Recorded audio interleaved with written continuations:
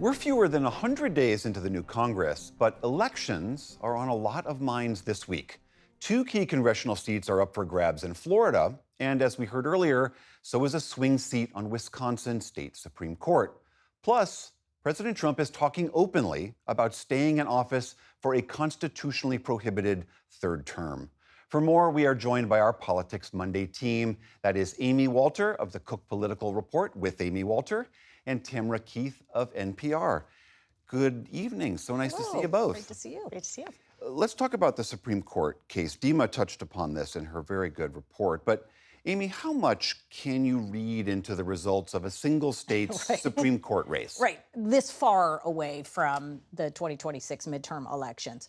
You got to be careful not to read too much on it, especially the topics and the issues that folks are talking about today are unlikely to be the topics we're going to be talking about in November. One thing, though, that is going to be really important is to look at turnout. Now, what we've known in this Trump era is that in lower turnout elections, which a state Supreme Court race in April normally is, Democrats tend to have an advantage now. And that is because the Democratic base voter tends to be older. They tend to be higher educated, more affluent. Those are voters who show up in election after election.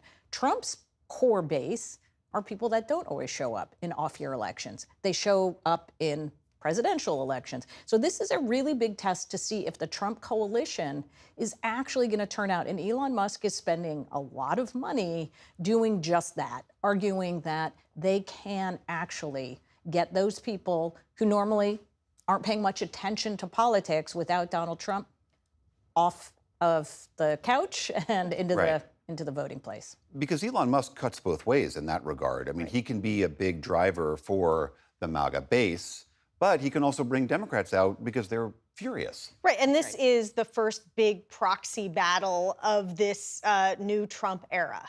And Elon Musk has made it very clear by spending a lot of money, having a rally, handing out giant checks, that he's putting his political capital and his literal capital into this. President Trump also has endorsed Brad Schimmel. Brad Schimmel's literature has Donald Trump all over it. And so, while a lot of the messaging that the candidates are using, they're talking about crime and things that the state Supreme Court doesn't even actually deal with very much. Right. While that's a lot of the messaging, the reality is that this is a proxy war. Democratic big donors have also put money in.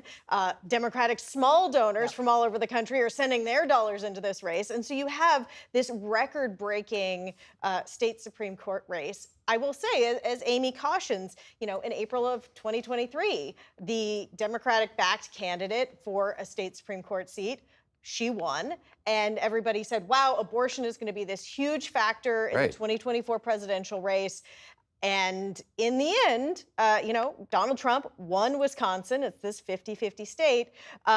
He won, and this wasn't actually much of a predictor. Right. Abortion was less of a factor than anyone would have imagined it, 19, 20, 22 months earlier. Right. Let's talk about these Florida elections. We've got two special elections, both in GOP House seats right now. One of these is Matt Gaetz's seat. This is the seat that he is not refilling after his bid to become Attorney General failed. The second is Mike Waltz's seat that he is not filling because he is now ascended to become Trump's national security advisor. Those are thought to be safe seats. I mean, your team has called them the solid R. Yeah. And Trump won both of those districts by more than 30 points. Yeah. So again, are there real implications here if the Republicans win both those seats again? Right. So again, this is why we're looking really much more at the margin than we're looking at the winner and loser or what the topics of the debate are. You're right. Donald Trump won the more competitive of these districts by 30 points. Nobody thinks the Republican is going to win this by 30 points. Or even 20 points. The question is, what if it's single digits? What is that going to tell us if the margin has shrunk that much? It, again, suggests that the ability for Republicans to turn out those Trump voters is really being challenged when he's not on the ballot. Now, this is also a time when Donald Trump is about as popular as he's ever been with his base. Mm-hmm. And so if you're Republicans right now and looking at these special elections and you say, wow, even when Trump's this popular, we still can't get folks to turn out and vote for Republicans. What happens next year if he's not this popular with the Right. base, or that the base still likes him, but they're just not as energized Right. as they are today? That's what we're really looking for. What we've seen in the most recent special elections for legislative races is that Democrats are outrunning what they should be getting by about 9 points. That is a significant number when, again, if we look to 2026, if that's how well Democrats are doing in 2026, that puts them on a really good path for the House. Right. And this is flipping the akin, Tam, to what happened with GOP Rep Elise Stefanik, who was supposed to be UN ambassador, but then they looked at the numbers and they thought, no, why don't you stay there? Because we need to protect that seat. Yeah, and certainly the president needs a Republican House and does not want to take any chances. Elise Stefanik is nothing if not a loyal Trump Republican at this point. And there were some questions about who the Republican candidate would be in that district, and she is popular, as President Trump has said. Going to the Florida 6 House race, what is remarkable there is just how much money is being spent, which means just how much money is being donated. On the Democratic side, they raised, as of mid-March, $9.5 million. That is a lot of money.